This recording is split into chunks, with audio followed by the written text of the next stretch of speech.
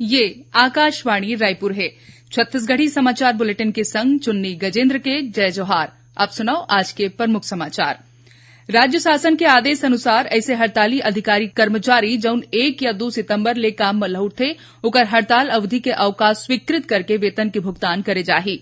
दक्षिण पूर्व मध्य रेलवे के राजनांदगांव कलमला रेलखंड के बीच काचेवानी रेलवे स्टेशन में जोड़े के काम करे जाथे, जेकर सेती 58 ट्रेन मन के परिचालन ला रद्द कर दे गे हे। और सुहागिन मन के पवित्र तिहार तीजा आज प्रदेश भर में श्रद्धा और भक्ति ले मनाए जाथे। ए मौका में राज्यपाल अनुसुईया उइके और मुख्यमंत्री भूपेश बघेल तीजा के बधाई और शुभकामना दे हैं। अब समाचार विस्तार ले। प्रदेश के ऐसे हड़ताली अधिकारी कर्मचारी जौन 1 या 2 सितंबर ले काम में लौट थे ओकर हड़ताल अवधि के अवकाश स्वीकृत करके वेतन भुगतान करे जाही। इस संबंध में सामान्य प्रशासन विभाग प्रदेश के सब्बो विभाग के प्रमुख मन ला निर्देश जारी कर दे है। संगे संग हड़ताल ले वापस लौटे कर्मचारी मन के सुरक्षा सुनिश्चित करे बर कहे गए है। सुनैया मल्ला बता दें कि अधिकारी कर्मचारी केंद्र सरकार के कर्मचारी मन के बराबर महंगाई भत्ता आवास भत्ता दे के मांग ल लेके ए महीना के 22 तारीख ले अनिश्चितकालीन हड़ताल में है। काली कर्मचारी संगठन मन के पदाधिकारी मन के प्रमुख सचिव ले गोट बात बेनतीजा रहिस। इही बीच भारतीय जनता पार्टी के प्रमुख प्रवक्ता अजय चंद्राकर कर्मचारी मन के वेतन रोक के सर्विस ब्रेक के राज्य सरकार के आदेश के विरोध करत है। उमन किहिन की प्रदेश में भाजपा के सरकार बने में ए आदेश ला रद्द कर दे जाही।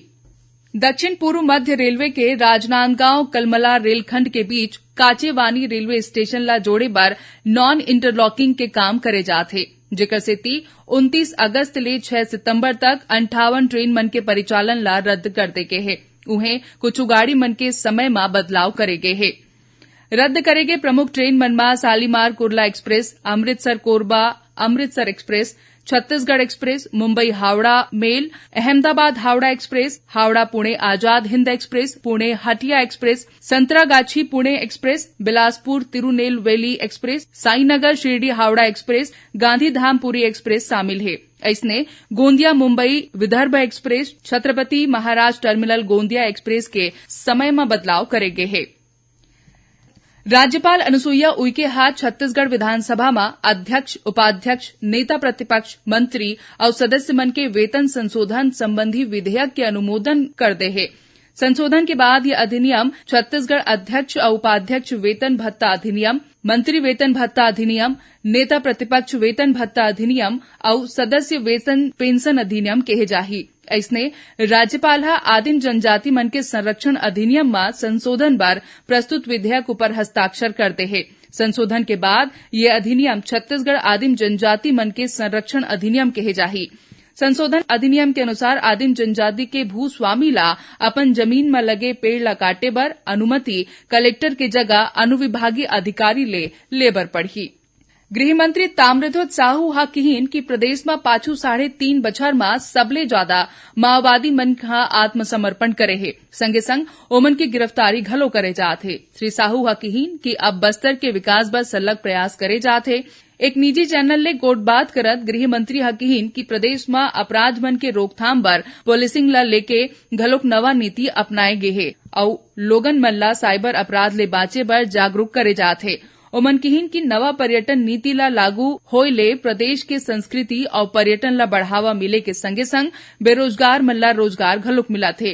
राम वनगमन पथ के गोट करत गृह मंत्री किहिन की ट्राइबल टूरिज्म में छत्तीसगढ़ के अलग पहचान बना थे। छत्तीसगढ़ी समाचार बुलेटिन आप मन आकाशवाणी रायपुर ले सुना था। छत्तीसगढ़ के खबर ले है आपके वास्ता और खबर के विश्वसनीयता ले है हमार वास्ता।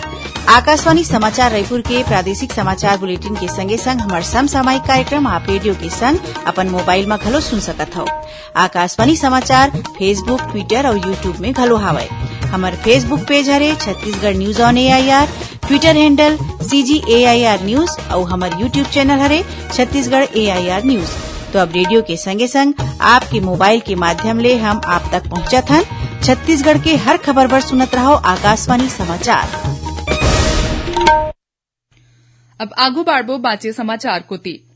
छत्तीसगढ़ और मध्य प्रदेश के जम्मू जिला बर अग्निपथ योजना में महिला सैन्य पुलिस रैली अवैया 19 ले 22 अक्टूबर तक जबलपुर में राखे जाही। ए रैली में शामिल होय बर अभ्यर्थी मन ला 7 सितंबर तक ज्वाइन इंडिया आर्मी वेबसाइट में ऑनलाइन पंजीयन कराए बर पड़ही। इस संबंध में और ज्यादा जानकारी बर नवा रायपुर के सेना भर्ती कार्यालय ले जानकारी ले जा सकथे।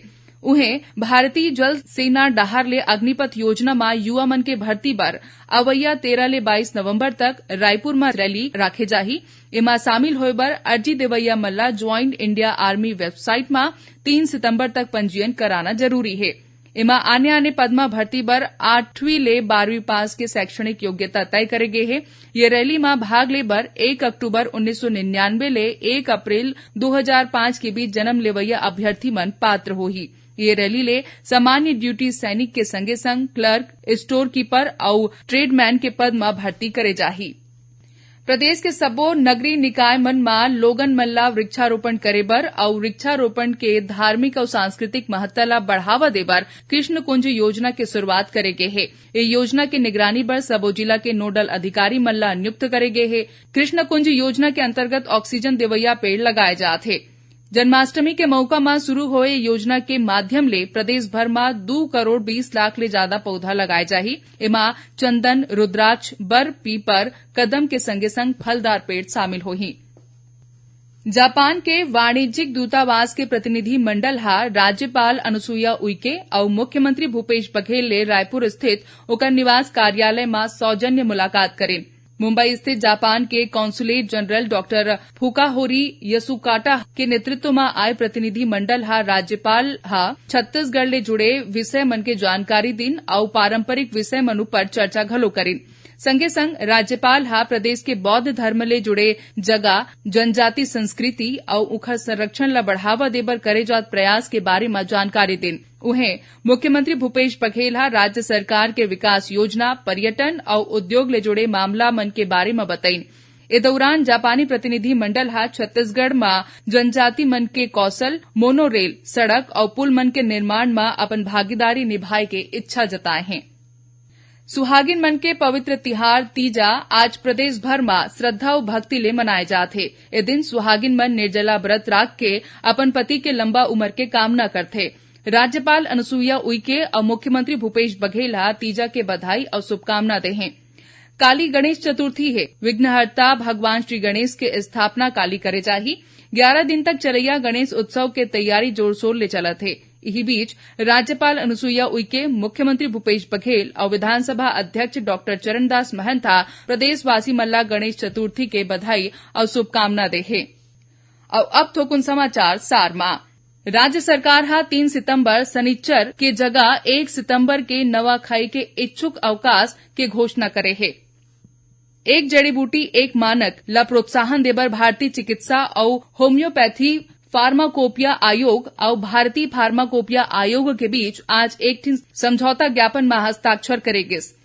रायपुर पुलिस अवैध रूप ले हथियार राखे के मामला में 14 लोगन मन ला गिरफ्तार करे है और आज अंतर्राष्ट्रीय व्हेल शार्क दिवस हरे। व्हेल शार्क के महत्ता और एकर संरक्षण पर जागरूकता फैलाए के उद्देश्य ले ए दिन ला मनाए जाथे। आखिर में प्रमुख समाचार एक घाव फेर।